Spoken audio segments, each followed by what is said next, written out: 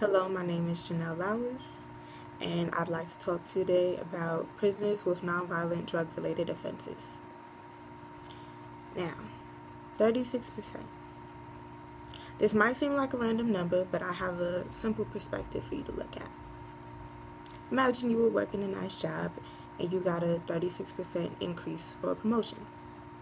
Now that seems like a good promotion, right? 36% is a substantial amount to add to your income.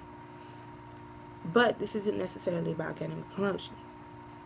Now, according to the research analysis done at the Pew Charitable Trust, which is a nonprofit organization that uses nonpartisan analysis to help handle today's societal issues and problems, there's been a 36% increase in prison time for a person who gets a drug-related offense.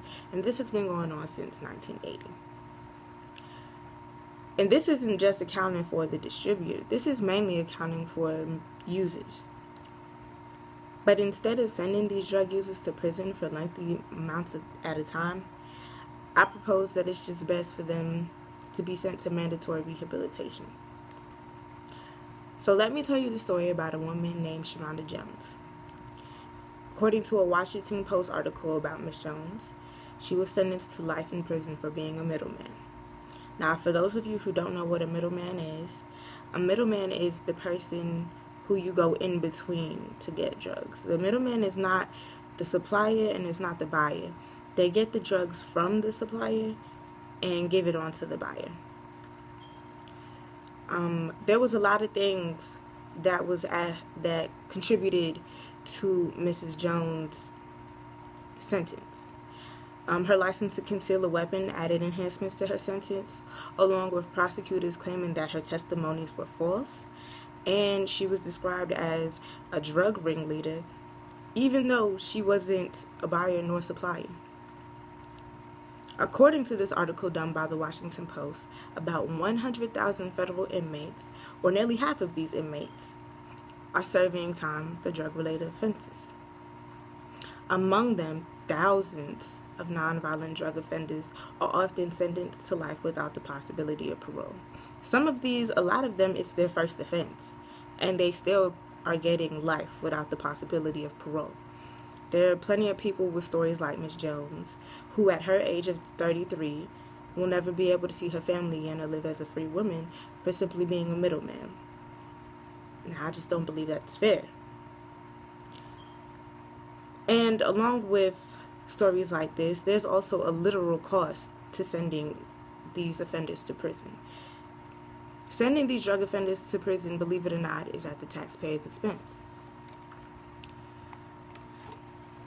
According to the Washington Post article stating facts of America's prison population, minimum security for prisoners costs $21,000 per prisoner, and it's expected to rise at least 30%.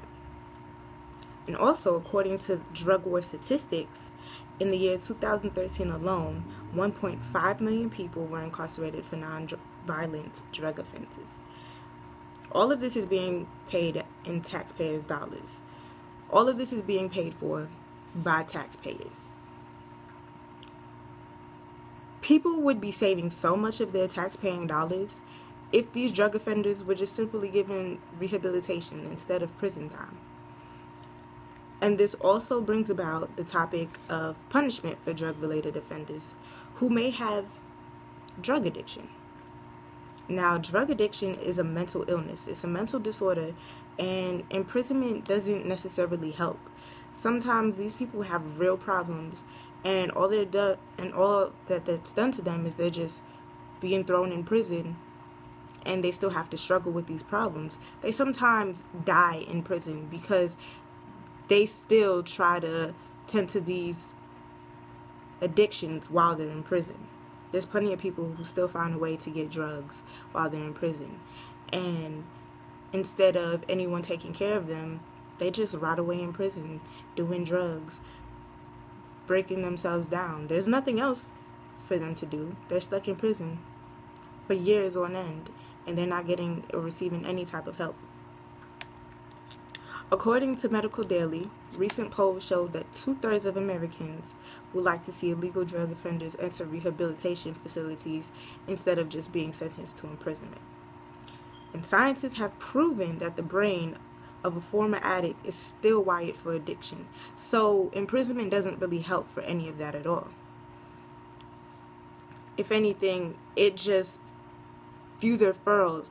further fuels their addiction, and their whole reason for living just becomes to try to get drugs because they're trapped. They don't have any freedom, and they don't have any ways as to try and get any help because they're thrown in jail. So, in conclusion, certain situations in our justice system are handled worse than they should be. For example, but that's with life. For example, if you had a child who couldn't really see well and they were subjected to being thrown in detention because they couldn't get information that they needed for not seeing well, versus teachers just moving them closer to see, that's not fair treatment to them. Today's society seems to be more focused on punishing people directly instead of trying to help them. But that's a one-sided solution. They don't really look at how other ways that these people can be helped. It's more than about trying to get criminals off the streets. I mean, a lot of these people aren't necessarily criminals. They've done non-violent offenses. They've never hurt anyone in any of these cases. They're just victims to drugs and addiction. So when you look at it statistically, you spend more money trying to get rid of a person for a drug-related offense than you do donating money to help them and put them in a rehabilitation center. And personally, I don't think it would make sense for us to pay to punish for someone for 20, 30 years to life instead of helping to pay for 1 to 5 years of rehabilitation if they have a legitimate problem.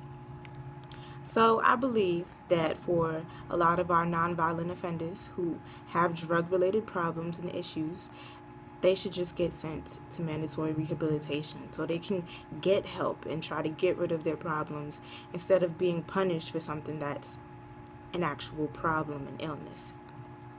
Thank you.